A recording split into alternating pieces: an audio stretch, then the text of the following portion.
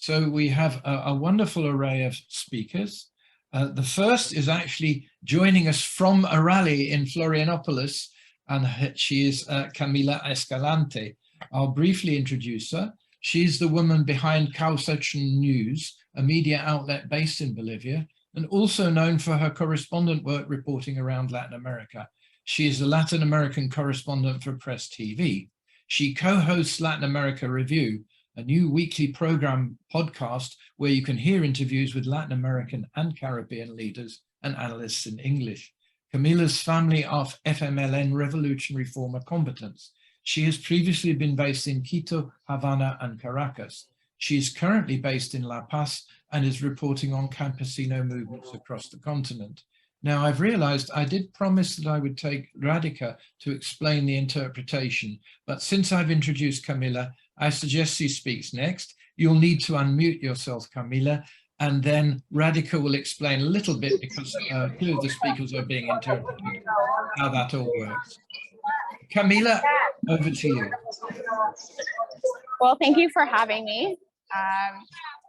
I'm glad you guys recommended me leaving the event because it was a bit loud.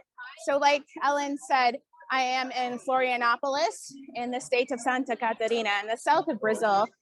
And it's here in this region, including neighboring Paraná, including Rio Grande do Sul, that it's known to be a Bolsonaro stronghold. Of course, we still see very massive crowds here, and the opposition is very important. The PT opposition in these regions to Bolsonaro, there's a very strong mobilized base of social movements, particularly, of course, the movements for land, agrarian reform, and also housing, and the movements that mobilize around the issue of poverty.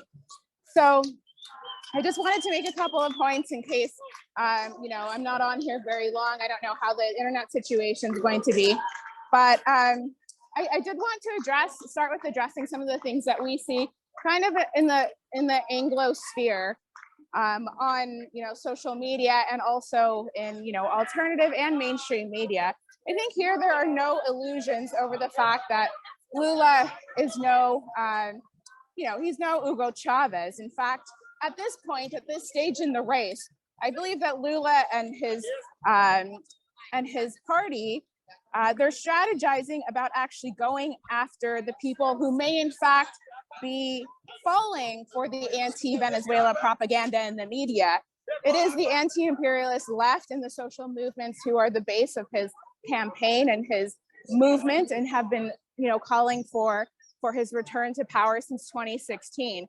And at this point, what he's had to do is forge a larger coalition with many more parties, many more sectors, including the private sector, including business people, in order to get back to the presidency, because it's such a crucial election.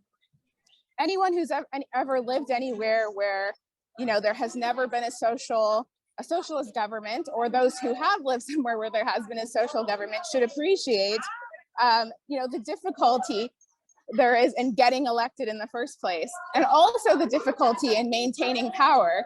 And that's an issue that we've seen in Bolivia, but in other countries as well, that it's extremely difficult to build that vast coalition and to keep everybody happy. And it takes very little for a coup to take place, or for power to be stripped from beneath you, or in the case of Ecuador, to have somebody who is like a traitor.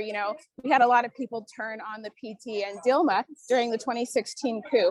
I think that the PT is wise enough, mature enough to understand all of the different risks at this time. And this is why they have been getting together with so many of the parties that people will say are neoliberal parties, or will say is a center-right party, or that doesn't have the same ideology or idea or vision of the country as the PT or the most anti-imperialist sectors of the country. And I think this is the explanation for why, is because they need to have a strong coalition going into this vote.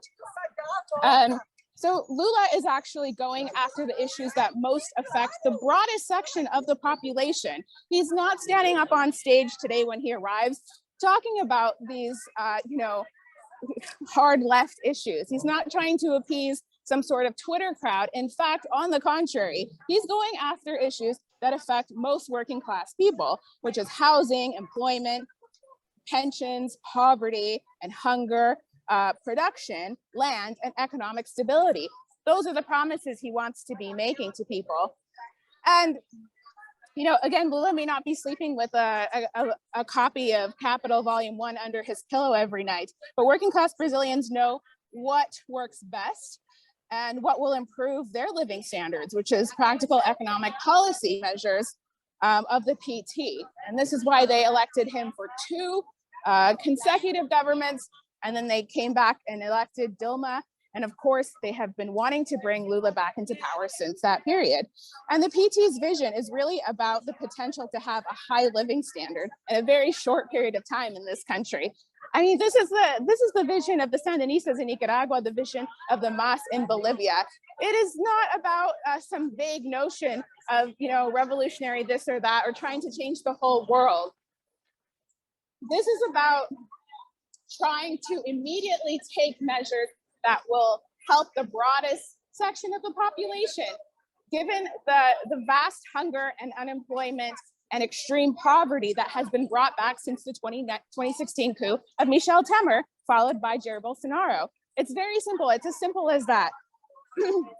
And so the other things that they're, you know, and the other things that people want, people are telling me when I interview them, when I get sound bites from them around the country now, I've been reporting in about 5 states since I've been reporting here.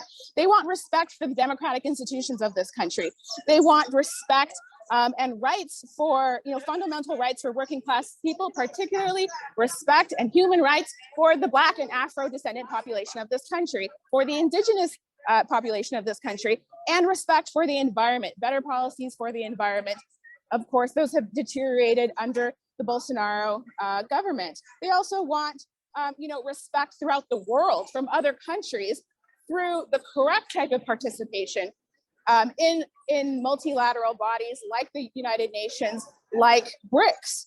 And, you know, they also, you know, just want the whole scheme of welfare programs to return. And I think one of the things that is also brought up time and time again is Brazil's participation in the occupation of Haiti. And it is a very important issue that matters. But unfortunately, you know, there's a lot of people who are not willing to talk about it. They don't want to talk about it. It's not on the election menu right now. I have sought comments from the social movements here, but I think that the sentiment overall has been that this is an issue that they, you know, they condemned Brazil's participation in that occupation years ago, and that right now what they're up against is what they consider to be fascism, far-right government, a government that has encroached on every last right of working class people.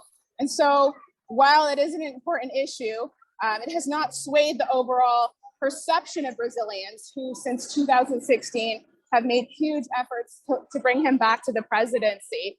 You know, all sorts of people, just to wrap things up here, including, you know, political celebrities, let's say, of this country are supporting this presidency.